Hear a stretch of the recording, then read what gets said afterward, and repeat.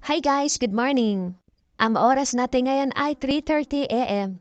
Araw ng Friday, maaga akong nagigising para magsaing at magluto para baon para makatipid.